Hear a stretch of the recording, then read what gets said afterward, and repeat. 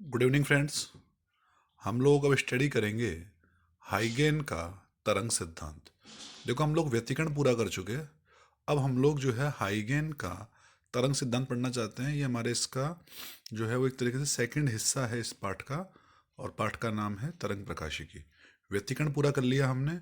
विवर्तन न लेकर के पहले मैं आपको पढ़ा रहा हूँ हाइगेन का तरंग सिद्धांत। बहुत सिंपल है, समझने का प्रयास कीजिए इसको एक बार। ये कहता है, हम सिद्धांत नंबर 1 पॉइंट देखो, थ्योरेटिकल ज़्यादा है ये, पर समझने का प्रयास कीजिए इसको।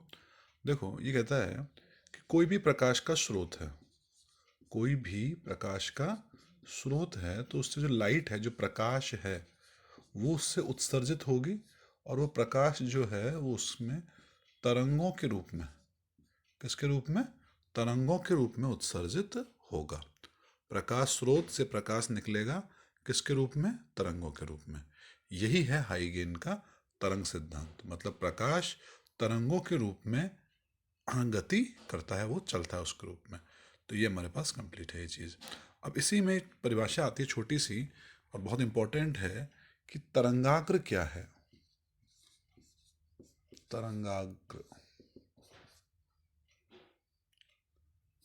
तरंगाग्र बोल दीजिए या तरंगाग्र बोल दीजिए, एक ही बात है।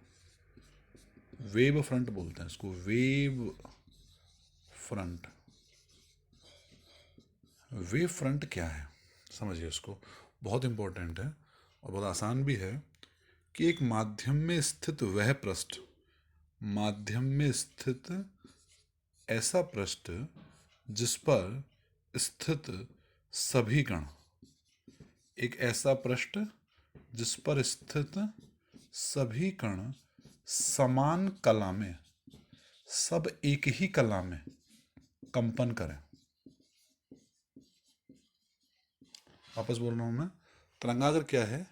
एक ऐसा पृष्ठ है, एक ऐसा पृष्ठ है जिस पर सभी कण, जब वो तरंग चलेगी ना, क्या है कि प्रकाश जो है वो चलता है तरंगों के रूप में। तो एक ऐसा पृष्ठ जिस पे उन तरंगों के चलने से सभी कण कैसे कंपन करें, सभी कण समान कला में कंपन करें, तो हम उस तल को, उस पृष्ठ को हम क्या कहेंगे, तरंगाग्र। वापस, बहुत इंपॉर्टेंट है, परिभाषा आती है तरंगाग्र की। बताइए क्या है तरंगाग्र, बोलिए। एक ऐसा पृष्ठ जिस पर स्थित सभी कण एक समान कला में कंपन करते हैं। ठीक है, तो ये सभी कण कंपन क्यों करेंगे? क्योंकि जो तरंग है, वो प्रकाश जो है वो तरंग के रूप में गति करेगा, और प्रकाश जब तरंग के रूप में गति करेगा, तो वो जो है पृष्ठ पर जो सभी कण हैं वो एक समान कला में वाइब्रेट करेंगे, और उस पृष्ठ को हम क्या कहते हैं, तरंगाग्र। ठीक है। अगली बात देखो, वो सोर्स, जो पॉइंट सोर्स है, बिंदुवत प्रकाश स्रोत जो है, बिंदुवत प्रकाश स्रोत, पॉइंट लाइक सोर्स, जैसे एलईडी बल्ब को मान सकते हैं हम लोग कि एलईडी बल्ब जो है वो कैसा है, बिंदुवत प्रकाश स्रोत है। तो जो बिंदुवत प्रकाश स्रोत होंगे, इन बिंदुवत प्रकाश स्रोतों से हमेशा स्फेरिकल, गोलीय तरंगाग्र निकलता है। निकलता है हमेशा गोलीय तरंगाग्र। ठीक है, किससे, बिंदुवत प्रकाश स्रोत से तरंगाग्र कैसा निकलेगा, गोलीय। ठीक है। और अगर प्रकाश स्रोत जो है वो रेखीय हो, तो रेखीय प्रकाश स्रोत से उत्सर्जित तरंगाग्र बेलनाकार होता है। कैसा होता है, बोलिए, बेलनाकार तरंगाग्र। ठीक है। अगर बिंदुवत प्रकाश स्रोत है, प्रकाश स्रोत बिंदुवत है, तो कैसा होगा, गोलीय तरंगाग्र निकलेगा उससे। और अगर प्रकाश स्रोत रेखीय है, तो उससे तरंगाग्र ऐसा निकलेगा, बेलनाकार। आप कहेंगे सर, बिंदुवत प्रकाश स्रोत का तो आपने उदाहरण दे दिया, बिजली का बल्ब, एलईडी बल्ब दे दिया। रेखीय प्रकाश स्रोत, तो देखा होगा आपने एलईडी जो लंबी आती है इस प्रकार से, एलईडी बल्ब नहीं, एलईडी जो उससे पहले यूज होती थी, तो जो एलईडी है वो लंबी आती है इस तरीके से, तो कैसा प्रकाश स्रोत है, वो रेखीय है। और जो तरंगाग्र उससे निकलेंगे, वो कैसे निकलेंगे, बेलनीय तरंगाग्र उससे निकलेंगे।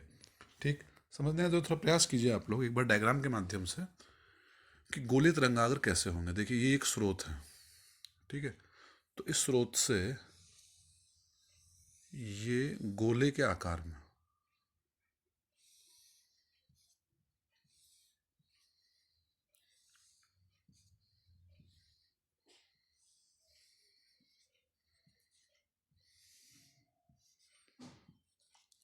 ये है गोलीय तरंगाग्र का डायग्राम, इसमें एस स्रोत है प्रकाश का, और ये जो तरंगें निकल रही हैं गोले के रूप में निकल रही हैं, तो ये क्या है, गोलीय तरंगाग्र।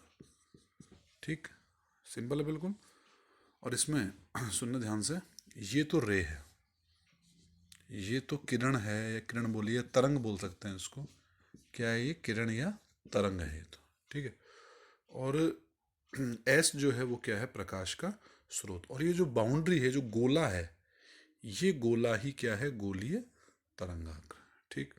इसी प्रकार से बात करें बेलनीय तरंगाग्र की, तो जो बेलनीय तरंगाग्र है वो कैसे बनेगा, देखिएगा। आप एक बनाइए स्ट्रक्चर बेलन की।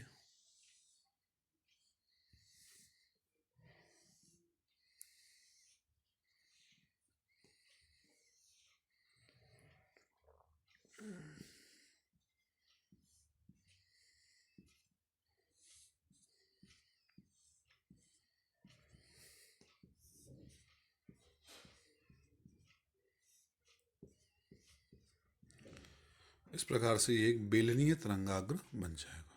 ठीक है।